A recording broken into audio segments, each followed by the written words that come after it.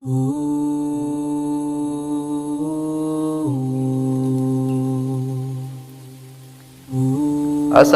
warahmatullahi wabarakatuh. Kembali teman-teman, kita menyambung membicarakan soal syirik, yaitu pentingnya kita menjauhi agar terbebas dari perbuatan syirik.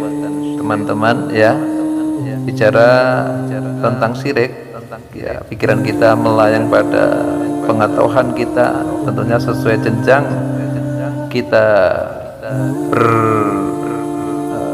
menimba ilmu di jenjang sekolah kita ya. Biasanya orang yang melakukan syirik itu dalam gambaran kita mungkin orang-orang Arab yang menyembah berhala.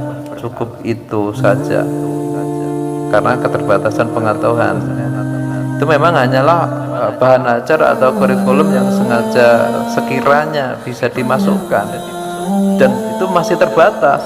Sementara contoh-contoh syirik yang ada di lingkungan kita sendiri jenisnya lebih dari bisa ratusan. Yang kemarin saya sampaikan itu hanya ringkasan, belum satu persatu itu 21 atau 22 itu ya. Bisa disimak lagi postingan bagian yang ketiga itu teman-teman ya. Nah, ini berarti kita selebihnya secara mandiri kita wajib mengetahui, mencari pengetahuan tentang syirik itu sejauh mana, karena ini bukan masalah sepele. Walaupun kita selama ini mungkin ya apa begitu saja, padahal ini secara skala prioritas ini ya, sesuatu yang sangat besar dan harus kita ketahui. Tujuannya untuk apa? Apakah kita sudah selamat dari perbuatan ini? Karena walaupun hanya melakukan syirik ya, bentuknya kecil bentuknya, tapi itu tetap besar di sisi Allah ya. Bahkan itu destruktif, walaupun kita bukan ahli syirik ya. Kalau ahli itu kan pakar seperti dukun syirik, itu sudah menghancurkan semua kebaikan, tidak dianggap, istilahnya seperti itu. Tidak ada alasan kalau mati sewaktu-waktu membawa dosa syirik. Oleh karena itu pengetahuanlah yang harus kita cari. Dan ini teman-teman sedikit berbagi pengetahuan semampu saya, mudah-mudahan bermanfaat bagi kita semua. Sekedar sharing ya. Nah, saking ya itu ayatnya itu ya mengerikan, dalam surah An-Nisa ayat 48 Allah berfirman, Bismillahirrahmanirrahim, innallaha la yaghfiru aysyraka bih. Sungguhnya Allah, sebenarnya Allah tidak mengampuni apabila disyirikkan, tidak mengampuni semua dosa-dosa kecil, besar yang lain selain syirik. Apabila dia mempunyai dosa syirik, dosa syiriknya tidak diampuni, semua dosanya tidak diampuni. Ini jika dosa syiriknya tidak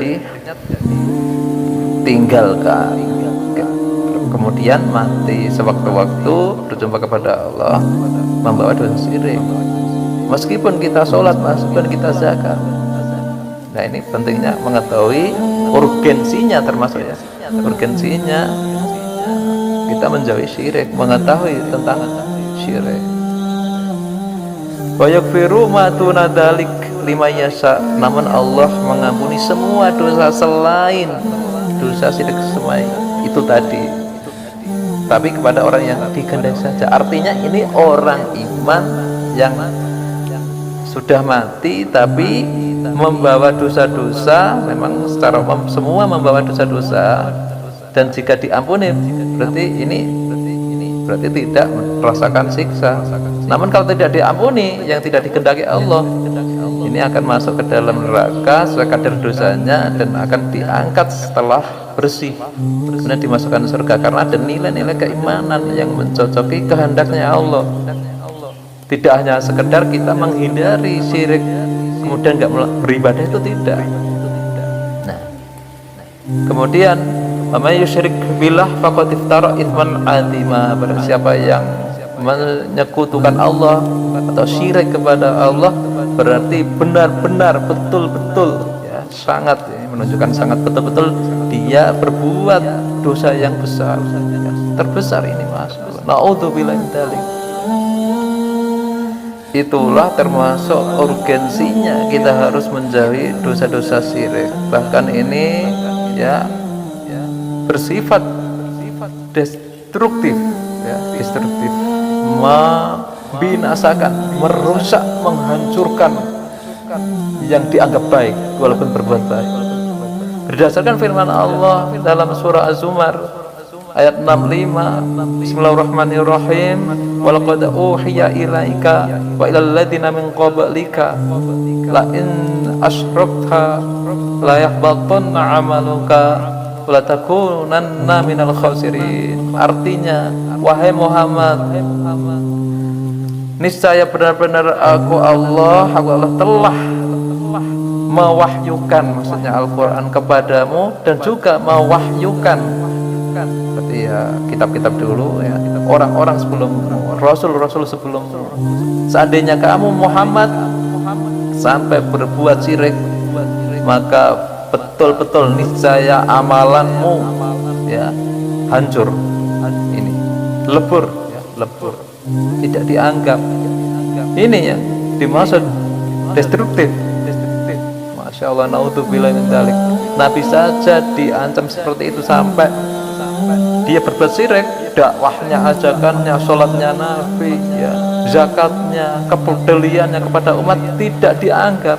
Apalagi kita umatnya yang butuh keselamatan yang lebih, teman-teman. Ya. Jadi wala tanal bihi thawaban wala adaraka jazaa illa jazaa isyraku bil isyraku billah. Jadi tidak memperoleh pahala dan juga tidak menjumpai pembalasan dari perbuatan baiknya waktu di dunia, kecuali pembalasan karena perbuatan syiriknya waktu di dunia. Nah, ini wala takunanna minal khasirin, dan kamu Muhammad benar-benar menjadi golongannya, kelompoknya orang-orang yang rugi sana. Masya Allah, maksudnya minal halikin, tergolong orang-orang yang rusak. Itulah akibatnya syirik, teman-teman. Nah, diperkuat lagi dalam surah Al-Ma'idah ayat 72, innahu may yusyrik billah faqad haramallahu alaihil jannah wa ma'wahun nar wa ma lil zalimina min ansar. Bahwasannya barang siapa yang menyekutukan Allah, berbuat syirik kepada Allah, maka benar-benar haram dia masuk ke dalam surga, dan tempatnya tentunya adalah neraka, dan tidak ada penolong, orang yang menolong bagi orang yang dolim. Dolim di sini sesuai konteksnya adalah orang yang berbuat syirik di dunianya. Kalau nggak ada penolongnya, berarti abadi di dalam neraka. Ya. Naudzubillahi min dzalik. Oleh karena itu, marilah kita menjauhinya ya, agar selamat dari neraka, teman-teman. Nah, kesimpulannya berarti cara menjauhinya tidak hanya kita tidak yakin gitu, tidak ya. Yang pertama, di samping kita tidak yakin, tidak melakukan satupun perbuatan syirik, batiniyah tidak yakin, perbuatan, ucapan ya, tidak mendukung perbuatan syirik. Yang pertama. Kedua, kita harus beribadah sesuai petunjuk Allah Rasulnya. Nah, itu kan cerminnya la ilaha illallah, tidak ada Tuhan yang wajib disembah, saya harus menyembah hanya kepada Allah, tidak mensekutukan Allah. Itu la ilaha illallah. Kalau cuma menghindari, tidak yakin, itu belum cukup. Harus ada ibadahnya sesuai petunjuknya Allah, bukan sesuai kemauan kita. La ilaha illallah. Kemudian yang ketiga, kita berusaha minta pertolongan Allah dengan berdoa. Ya, sewaktu-waktu kita berdoa, kita sisipkan, ya Allah lindungilah, termasuk ya kalau bahasa Indonesia, dari berbuat syirik. contohnya teman-teman ya. Nah, insya Allah sedikit mengenai syirik, insya Allah akan disambung baik postingan atau berbentuk video seperti ini. Mudah-mudahan ya sharing-sharing yang ringan ini membawa berkah bagi kita semua, mendapat pemahaman, terus menambah bimbingan kepada kita, sehingga kita betul-betul terhindar dari perbuatan syirik secara menyeluruh. Amin ya rabbal alamin.